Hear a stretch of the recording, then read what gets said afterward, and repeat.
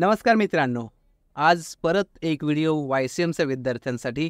कारण मे-जून 2024साठी जी एक्झाम होणार आहे त्यासाठीचे रिपीटर म्हणजेच बॅकलॉगचे म्हणजेच ATKTचे फॉर्म जे आहेत ते सुरू झालेले आहेत. त्या संदर्भातच आपण या व्हिडिओमध्ये माहिती बघणार आहोत, ज्याच्यामध्ये शेवटची दिनांक किती असेल, फीज कशी असेल आणि फॉर्म कशा पद्धतीने आणि कुठं भरू शकते याविषयीची माहिती आपण या व्हिडिओमध्ये समजून घेणार आहोत. तर सर्वात आधी आपण समजून घेऊया की वेळापत्रक काय असेल नेमकं. फीवर म्हणजे जी फी आहे तिथं बघणारच आहोत, परंतु शेवटची दिनांक काय असेल. तर सर्वात आधी जी आपल्याला डेट मिळते, दिनांक मिळते या ठिकाणी शेवटची, ती म्हणजे 22 मार्च 2024 या तारखेपर्यंत आपल्याला ऑनलाईन फॉर्म भरता येणार आहेत आणि तेही युनिव्हर्सिटीच्या ऑफिशियल वेबसाईटवर.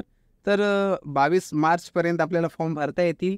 याच्यानंतरही फॉर्म भरता येणार आहेत, पण त्यासाठी आपल्याला थोडीशी जास्त फी मोजावी लागणार आहे. ती कधीपर्यंत बघूया.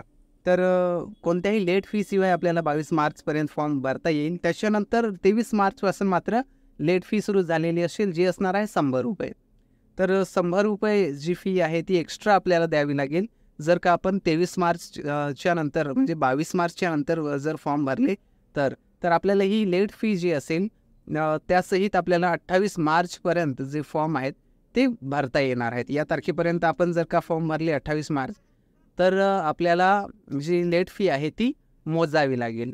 आणि फॉर्म जे आहेत ते इथं संपलेले नाहीत. शेवटची दिनांक अजूनही आपल्याला पुढची मुदत येथे मिळू शकते, पण त्यासाठी आपल्याला सुपर लेट फी जी आहे ती द्यावी लागू शकते. आणि सुपर लेट फी अर्थातच 500 रुपये असणार आहे, कारण ती सुपर लेट फी आहे. तर सुपर लेट फी सहित जर शेवटची दिनांक बघितली तर ही असणार आहे 2 एप्रिल. याच्यानंतर कुठल्याही प्रकारची मुदतवाढ जी आहे ते देण्यात येणार नाही. त्याच्यामुळे जर का आपल्याला फॉर्म भरायचाच असेल ATKTचा बॅकलॉगचा, तर 22 मार्चच्या आधीच भरून घ्या, म्हणजे आपल्याला लेट फी लागणार नाही. पण कुठल्याही कारणामुळे जर आपल्याला फॉर्म भरता नाही आला तर आपल्यासाठी शेवटची दिनांक ही 2 एप्रिल असणार आहे. फक्त या ठिकाणी आपल्याला सुपर लेट फी जी आहे ती द्यावी लागेल. त्याच्यानंतर जर फी बघितली तर फी सर्टिफिकेट प्रोग्राम असेल, ग्रॅज्युएशन असेल किंवा डिप्लोमा, ग्रॅज्युएशन डिग्री एकच झाले, तर यासाठी आपल्याला 180 रुपये एवढी फी असणार आहे एका पेपरसाठी.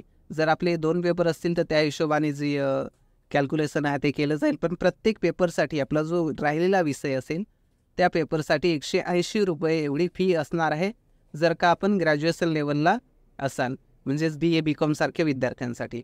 आणि पोस्ट ग्रॅज्युएशन म्हणजे MA MCom सारखे जे अभ्यासक्रम आहेत अशा विद्यार्थ्यांसाठी बघितलं तर प्रत्येक पेपरसाठी या ठिकाणी 200 रुपये एवढी फी आकारण्यात आलेली आहे. तर ही जी फी आहे 180 आणि 200 रुपये, ही फी 22 मार्चच्या आधी असेल. याच्यानंतर आपल्याला माहिती आहे लेट फी आणि सुपर लेट फी लागू शकते 22 मार्चच्या नंतर, तर ती तशा पद्धतीने एक्स्ट्रा फी लागेल. तर ही जी फी आता आपण समजून घेतली 180 रुपये आणि 200 रुपये ही असणार आहे 22 मार्चपर्यंतची.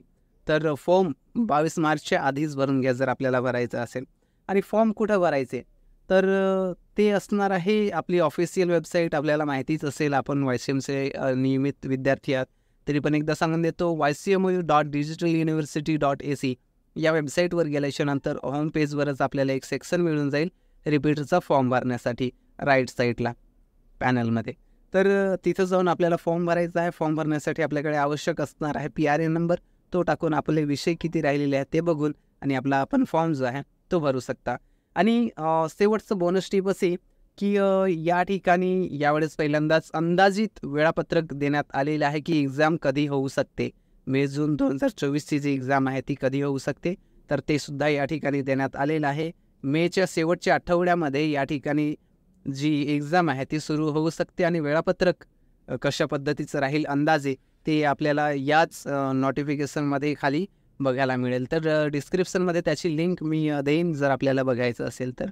तर मित्रांनो, हेच आहे रिपीटर एक्झाम 2024 विषयीची माहिती.